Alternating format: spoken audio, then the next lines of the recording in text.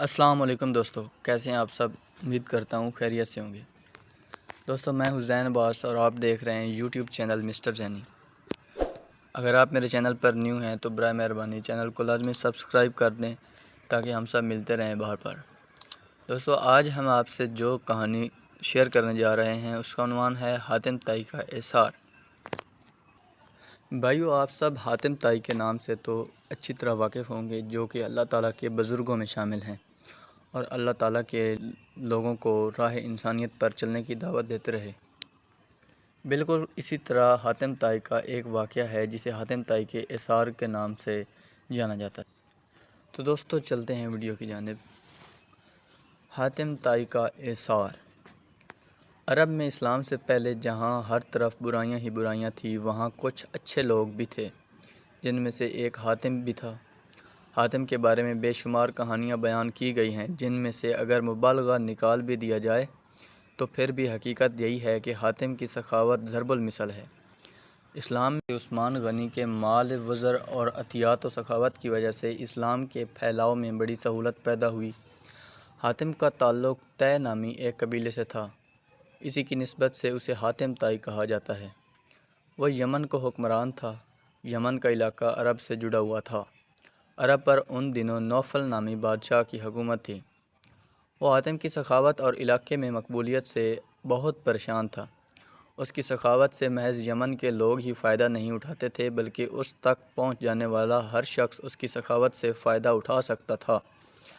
بہت سے لوگ تو محض اس کا امتحان لینے ہی اس کے پاس چلے جاتے تھے، اور وہ ہمیشہ ہر امتحان میں کامیاب ہوا۔ ایک مرتبہ کسی کو معلوم ہوا کہ حاتم طائی کے ذاتی استعمال کا گھوڑا بہت قیمتی ہے، کیوں نہ وہ حاصل کیا جائے۔ چنانچہ ایک شخص اس کا امتحان لینے پہنچ گیا۔ حاتم اس روز شکار کرنے کے لیے نکلا ہوا تھا۔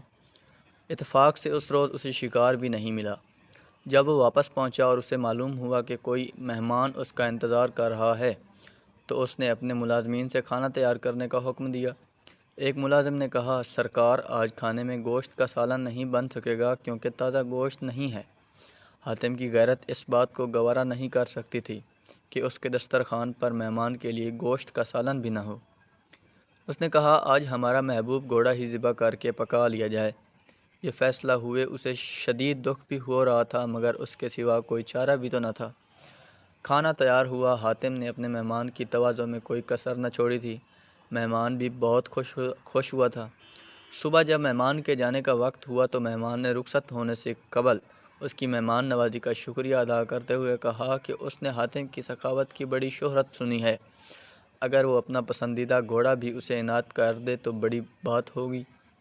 حاتم اس کی یہ بات سن کر کچھ افسردہ ہوا، مگر پھر کہنے لگا، میرے معزز مہمان، یہ فرمائش اگر آپ گزشتہ سال سے پہلے ہی کر دیتے تو اس کی تعمیل ضرور کرتا، مگر اب یہ ممکن نہیں ہے کیونکہ میرا پسندیدہ گھوڑا اب آپ کے پیٹ میں پہنچ چکا ہے۔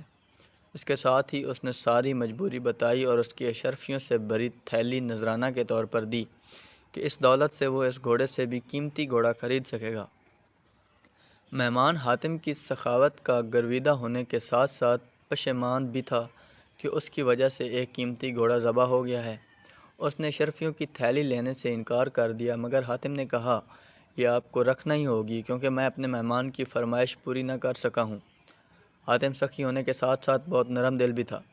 اس روز اسے اس بات کا ملال ہو رہا تھا کہ وہ اپنے مہمان کی خواہش پوری کرنے میں ناکام رہا ہے، جبکہ مہمان اس کی نرم دلی اور سخاوت کے گن گاتا ہوا اپنے گھر سے چلا گیا۔ ادھر عرب کا نوفل بادشاہ سوچ رہا تھا کہ اگر حاتم کی سخاوت اور مقبولیت اسی طرح بڑھتی رہی تو پھر لوگ اس کی ہی طرف جائیں گے، کوئی اس کی طرف نہ آئے گا۔ اس نے ایک بہادر اور طاقتور سپاہی سے کہا کہ وہ حاتم کو قتل کر دے، اس کے عوض اسے بھاری انعام ملے گا۔ حاتم کیونکہ نیک دل اور سخی انسان تھا، اس لیے وہ اپنے ساتھ محافظ نہیں رکھتا تھا، کیونکہ وہ جانتا تھا کہ موت جب آنی ہے تب ہی آئے گی، اور جب آئے گی تو کوئی محافظ اسے بچا نہیں سکے گا۔ بادشاہ نوفل کا بھیجا ہوا سپاہی ایک مہمان کے روپ میں حاتم کے محل پہنچ گیا۔ ایک رات جب سب لوگ سو رہے تھے، وہ سپاہی خاموشی سے حاتم کی خوابگاہ تک پہنچ گیا۔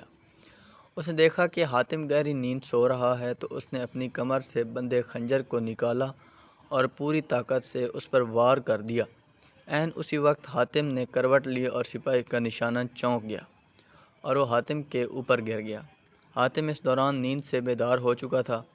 اس نے اپنے مہمان سپاہی کو قابو کر لیا اور اس سے پوچھا کہ اس نے ایسا کیوں کیا ہے، کیا اس کی مہمان نوازی میں کوئی کمی رہ گئی تھی؟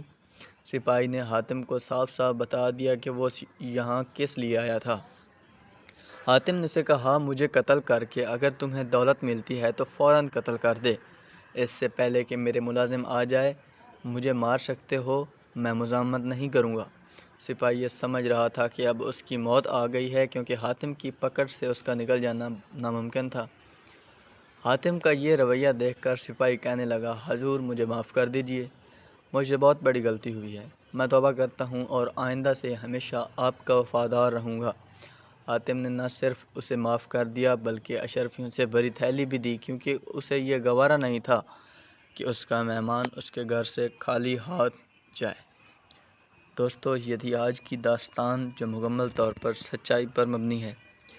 دوستو، آج آپ نے یہ مکمل داستان سنی، آپ کا کیا اس حوالے سے پوائنٹ آف ویو ہے؟ لازمی ہمارے ساتھ شیئر کریں اور اپنے جذبات، اپنے احساس و خیالات کا اظہار کمنٹ باکس میں ضرور کریں۔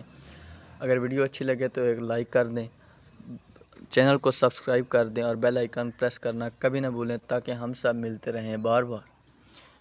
تب تک اگلی نیکسٹ ویڈیو آنے تک رکھیے اپنا بہت سارا خیال۔ تب تک کے لیے اللہ حافظ۔ بہت